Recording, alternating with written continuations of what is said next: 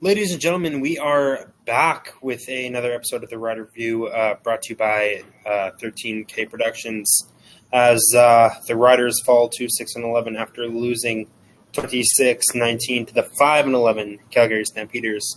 And the season series has now been won by the Stampeders at 2-1. Tyson, I guess I want to ask you what were your thoughts on the game being there, and just what are your thoughts on the game as a whole? Yeah, I was in house. I just can't shake this darn green blood that has poisoned me for decades now. So yeah, I was a sucker. I went to the game. Yeah, it was heartbreaking, but you know what? I don't care how bad we are. Let's make the playoffs. So I'm going to support the boys right down to the end. Let's make the playoffs. And we're not dead yet. Like Coach Dickenson said yesterday or the day before, we're not dead yet. So let's get out there and support the boys. Let's make the playoffs. Like that'll be our Grey Cup, right? Let's make the playoffs. That's all. Yeah, I wasn't able to watch the game at the time. I was listening to it, and I caught the last 3 minutes. Earlier today, I reminded myself of the horrors I watched or listened to, and I watched the highlights. Jake Dolegala, quite honestly, that was not a great performance. Accuracy-wise, threw an interception. He gave up when trying to chase down Cam Judge. I can't remember who he was throwing to. I think it was Stern to, who he's trying to throw to on that one pass that he threw at the ground 5 yards to the left of him. What were your thoughts on Jake Dolegala's performance in Calgary? Not good enough, right? Obviously. Yeah, that one thrown in the dirt there when the game was waning. I can't remember. I believe it was the fourth quarter, whatever. That was a kind of a surprise because a 6'7" quarterback, when he misses, typically misses over top of everybody, right? So to see him dusting balls into the dirt 2 yards in front of the receiver is it's not good, but it's definitely something new from what we've seen from Jake. I'm not going to bail on the guy yet. He is wildly inaccurate. My little guy and I went to the Argos Riders game at Mosaic last year, the flu game there where Jake started with 10 minutes notice type of thing. And I noticed it then. I really honestly noticed it then. I know you can say, well, it's hindsight, but it's not. Promise me. I have nothing to lie for. I noticed it then, his inaccuracy that game. And it really hasn't improved a whole ton, has it, you know? But I'm still in the guy's corner. Coach Dickenson said that he is starting on Saturday. So let's get behind him. And he's not a terrible quarterback. Like, he has all the tools. It's just disappointing that he doesn't seem to be progressing whatsoever. And some might even argue that he's regressing a bit. So the game was not on Jake at all, but he certainly didn't help the outcome at all. Yeah, like you said, I haven't really seen the progression either. And this is where I kind of have to I kind of want to make the suggestion to you. Yeah, I'm hearing rumors of Harris coming back real soon, and do you try Fine out again? Like, if you want to get a little spark, you know, like what do you do? I'm not going to ask you on air where you heard that because I certainly haven't. But I'll tell you right now, if Trevor Harris is healthy, I don't care how rusty he is. You play him. You play him, period. 100%. You have 8 months or more. I don't know. Our off season seems like it's 2 years long, right? Yeah. You have months and months and months to recover or sharpen or what have you. No, if Harris is healthy, you absolutely play him. And I honestly, Caden, have not heard anything like that, not even close. I'm not saying you didn't hear that at all. I'm just saying I haven't heard that. And if that is the case, that gives me a little bit of hope. And absolutely, you play Trevor Harris. I think no matter what happens, we're starting Jake, but there's no holds barred now, right? You pull out all the stops, everything, and I mean everything. Mason Fine, Antonio Pipkin, Nick Marshall. I don't care. Get somebody back there, pull out all the stops, win the game, get the first down. That's all that matters right now, right? Yeah, 100%. And let's I guess talk a little about the rushing game here. Morrow got 17 carries for 86 yards and a touchdown. I mean, it was a little bit of a drop off from weeks prior, but what were your thoughts on Morrow's performance? JMO has played well the last 2 weeks. He was great in Calgary, and he was great the week before. It's about time, I guess. I don't know. We can kind of dig in a little later, but we've touched on JMO throughout the season, Jamal Morrow. He's a good back. He's maybe not a great back. Having said that, he's 114 yards away from 1,000. And if our season turns out like a lot of people are predicting here, all we have to shoot for and hope for is milestones. So 114 yards for our starting running back, Jamal Morrow, and I hope he gets it. I 100% agree with you.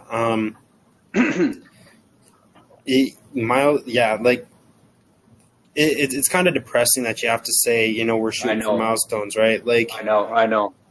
You guys can go back and listen to all the previous podcasts, and you hear the contentness in our voices. Tyson and I we were, this was supposed to be a playoff team. Yeah. And really, quite honestly, it's gone downhill, Clearly 6 losses in a row, right? If I'm not mistaken. And 6. You have alumni tweeting literally the words "I'm done." Players people who used to play for this team, tweeting that they're not back in this team. They're done.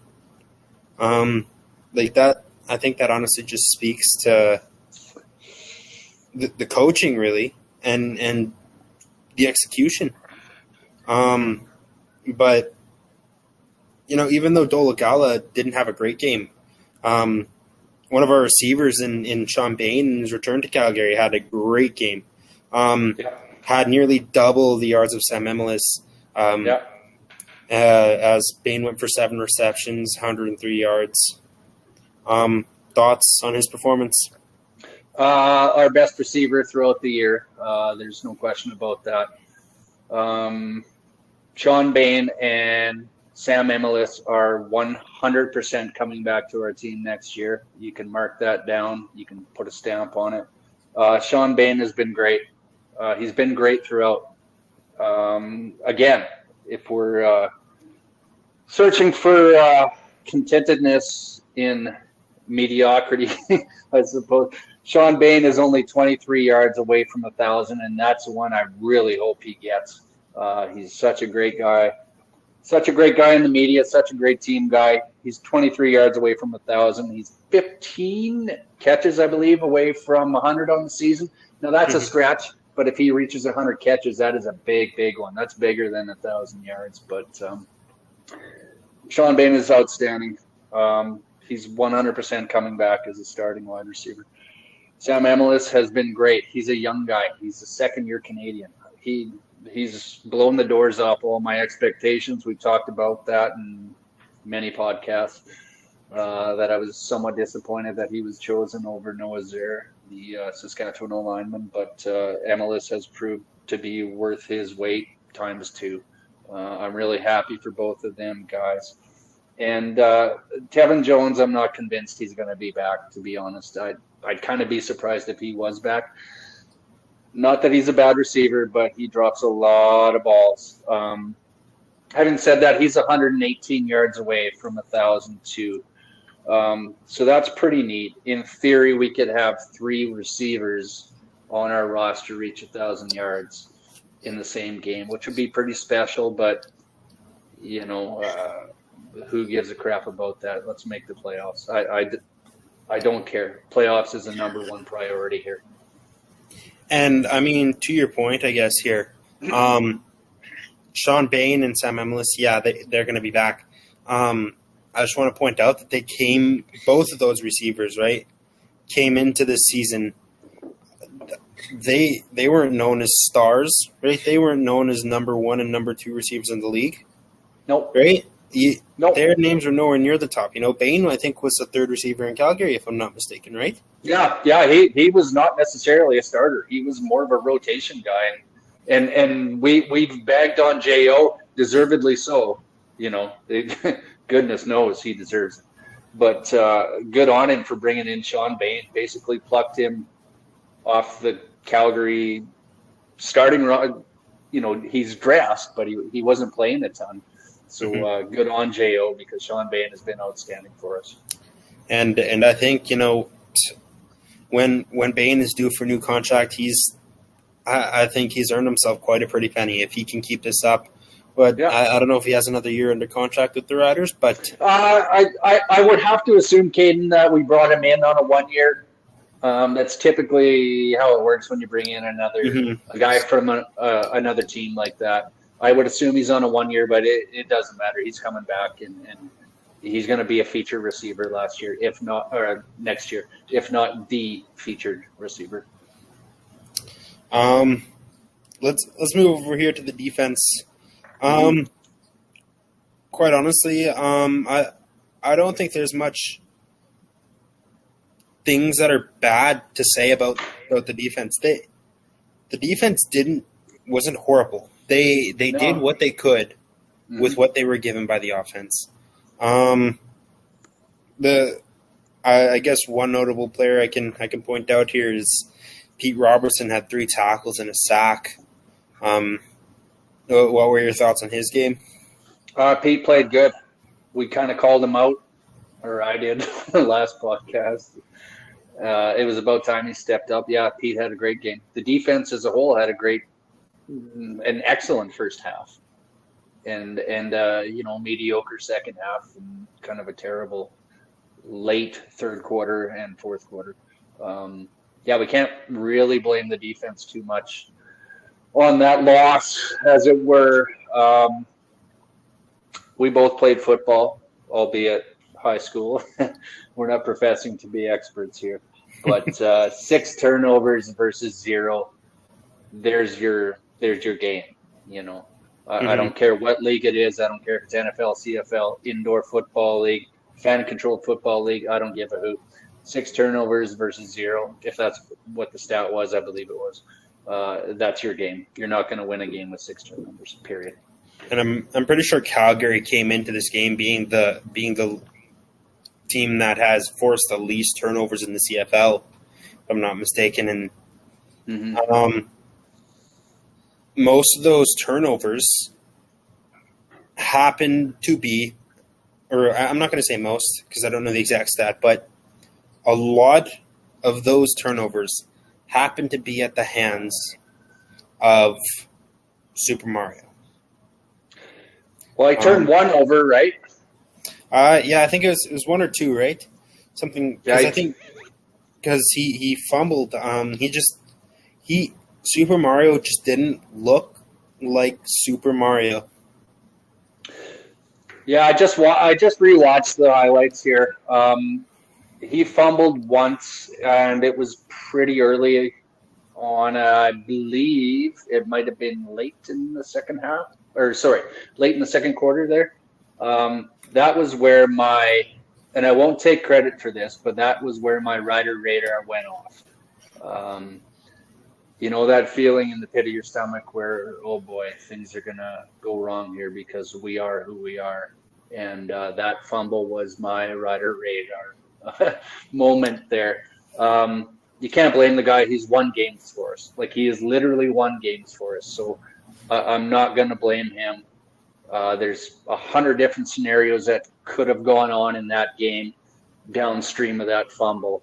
So I'm not going to blame him, but it was a bad one, and in my mind, it was a turning point of the game. Yeah. And I guess, switching over to a more fun story, I guess you can say. This guy, I guess I've heard he's been talking to fans in Regina here. He has a thick Aussie accent. He's been talking about having beers when he gets back to the city with fans, and the guy he's 100% on field goals on the season. Mind you, he's only played one game. Yeah. Ryan Mescal. What a story to come in your first. I think this was his first CFL game. I'm not sure. I think it's the first one. Maybe he dressed in. Yeah. Because he did dress in games for Edmonton last year. I may have heard, don't hold me to that. I'm not sure, but yeah, good on that kid, man. I don't give a hoot where he came from or what national designation or global. I don't give anything about it. Good on him. It's basically his first professional game. Good on him. That is solid. And you and I discussed, I don't know, half an hour before the game, an hour before the game, that Brett Lowther came down with a mysterious illness. I don't know. I got some questions here, but yeah, dude, Ryan Mescal, hats off. You can't ask for better than that. You cannot ask for better than that. That's awesome. I'm happy for the guy. Yeah, I agree. He and not even just his performance on the field, but just the guy I'm hearing he is off the field. He seems like a player. He is a reliable backup kicker and even a reliable starter if Brett Lowther, for some reason or another is cut, right? I mean, I don't want to jinx it or anything, right? But no. You never know. I guess this game had huge playoff implications, and that was literally it was all over. It was all over the CFL timelines and yeah, everywhere in Saskatchewan, and I just it's tough to really put into words how disappointed I am in the fact that we couldn't finish off a game that we had the lead in going to the second half. Yep, it's inexcusable, dude. I'm as frustrated as you times 2, I guess, because I was there. It sucks. I walked out of that stadium angry, not disappointed, not sad, not angry. Those fans are not.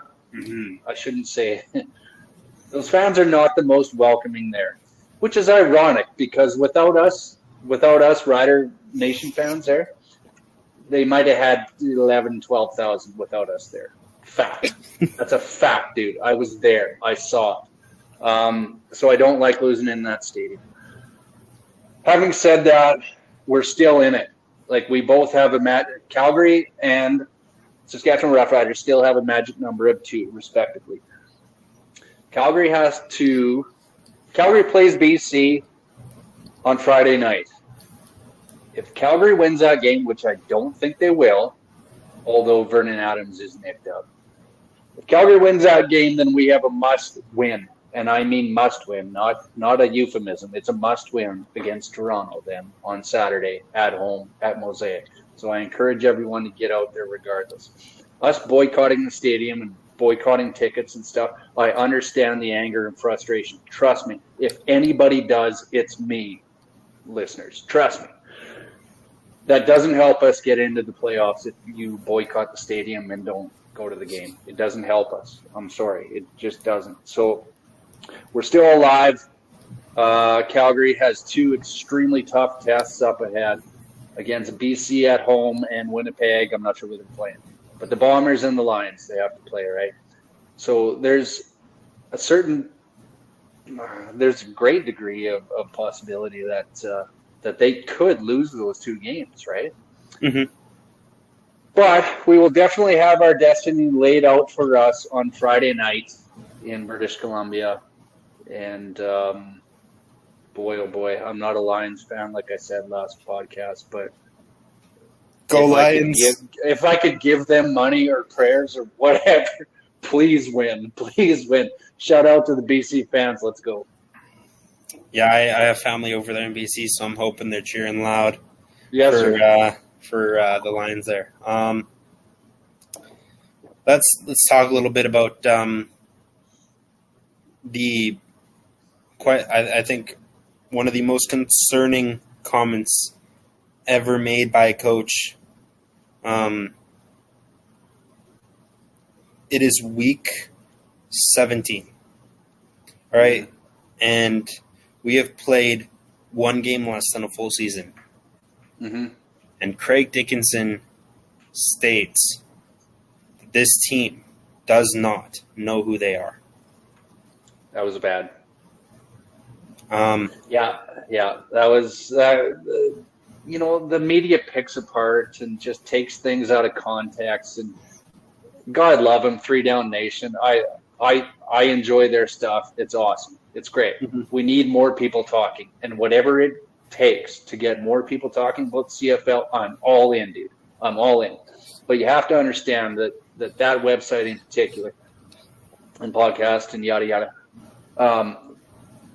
takes things out of context and gives you a 12-word synopsis of that interview, and that's just truly not what happens in reality, right? So I can defend Craig Dickenson on a lot of that stuff because I listened to it all, and it's taken out of context. I know this for a fact because I've listened to it. I can't defend him on that. I can't. I don't know. Give me your thoughts, buddy. I can't defend him on that. I'm just okay. Let me give you guys a little bit of a background here. For those of you who don't know, I played high school football at Tom Collegiate the year after we came back from having no football for 2 seasons, and we went 0-6. We were the worst team, and I think history. Like we had a point differential of like had to have been at least 300 to like 10 or 20 throughout the whole season, and even though we were winless as a team, we still knew who we were. Mm-hmm. And the fact that as a professional football team, the fact that this is your job to find out, to find who you are as like, I'm comparing this to high school football team, but I mean, I'm not a professional, nor I don't know if I'll ever be a professional. I hope one day that I get there, but it is extremely concerning that you don't know who you are after 17 regular season games. That really So what's the plan if you do get into the playoffs? Mm-hmm. Like, what is your plan? Do you still not know who you are by then? Because I've said this. I've said this like 3 times now in the last 5 minutes. How in the world do you not know who you are after 17 games? It's mind blowing. Like my brain honestly just hurts. Like, well, yeah, I think we can concede the fact that Craig Dickenson is not a leader of men, right? He's not. He's a great guy. He's an outstanding human being, and he's a great football mind. He is not cut out, in my opinion, which means dust in the wind. He is not cut out to be a head coach in a professional football league, right? He is not a leader of men. I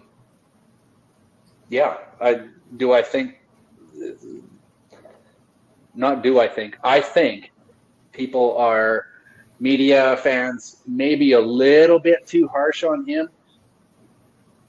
in light of the excerpts that come out from the media and this and that, And if we didn't have the media coverage we do in Saskatchewan, I don't think Craig would be thought of quite so harshly.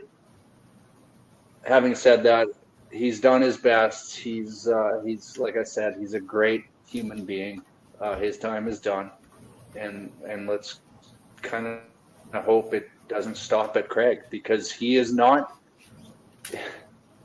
He might be responsible for some losses, but he is not the architect of this team. Let's not forget that. Craig coaches the players that are given to him, and I don't want him to fall on the sword and have nobody else have to answer for their failings, their iniquities, right? And you know who I'm talking about. Yeah. And it's not even just the people who create this team, right? It's the person, like it starts from the very top. You have to break it down. Damn right it does. Even if we do make the playoffs this season, if we don't take a sledgehammer to this organization, like at least at the top, I don't know. I don't know what the future holds. Well, in my opinion, it has to be the hat trick. I think it has to be Craig Reynolds, Jeremy O'Day, and unfortunately, a good guy in Craig Dickenson. It has to be all three. I don't see any other scenario where they can sell season tickets and hope and enthusiasm for next year without a clean sweep. I could be wrong. I'm not an expert. I'm just an average Joe. But that's what I would like to see happen. And I'm not a casual fan. I follow this stuff very closely. It means a lot to me. So I'd like to think my opinion might be wrong, but at least you have to acknowledge the fact that my opinion is informed, right? Yeah, and I can't even fault you. I agree with your with your opinion completely, 100%. And from what I gauge from the rest of the community, and it's not even just fans of the Riders. It's fans outside of the league, or outside of the province. It's not even just fans here. It's everywhere that are looking from an outside point of view, saying that it's time. It's time these guys need to go. Yeah, it is. It is. And unfortunately, it is. We can't state it enough, right? Like it's just tough. It's tough. Did you want to bring up any outside news? You hearing any outside news? Yeah, I got a little bit. It seems like you got the drop on me if you're hearing Captain Trevor Harris is ready, because as far as I know, he hasn't even really practiced yet. He's been on the sidelines with I don't know. I haven't heard anything like that. I hope you're right. I really, really hope you're right, dude.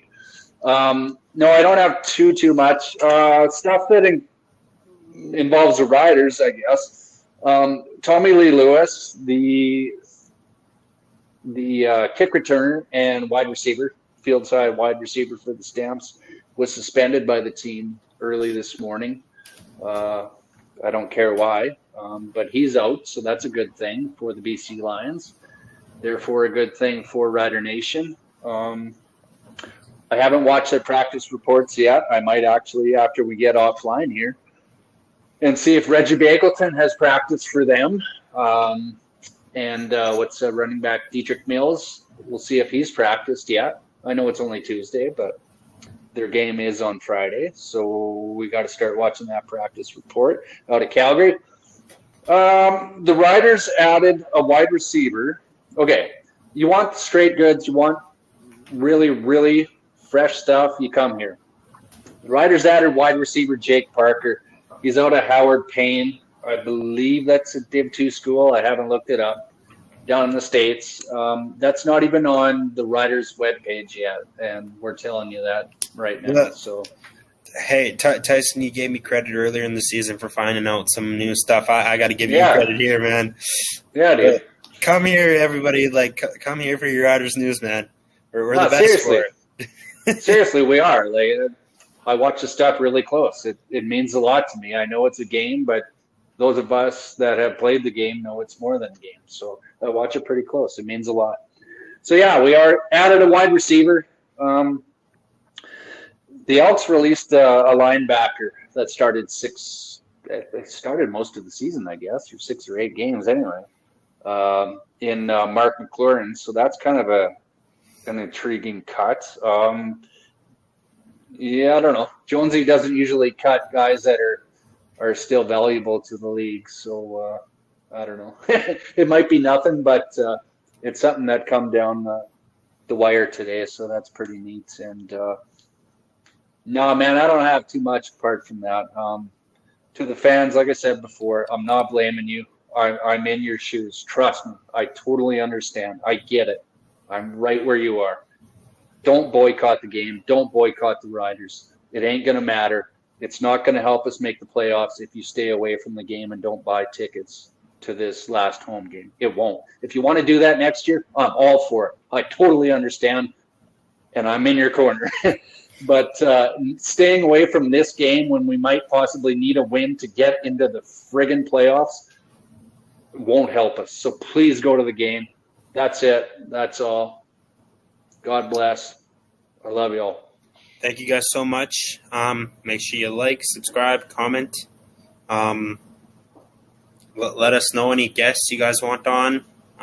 We haven't done that in a while, and I'm kind of waiting for who the fans want to see on. So let us know. We'll see if Tyson or I can find somebody, and we'll I guess we'll see you guys after the Riders hopefully have clinched a playoff spot after beating Toronto.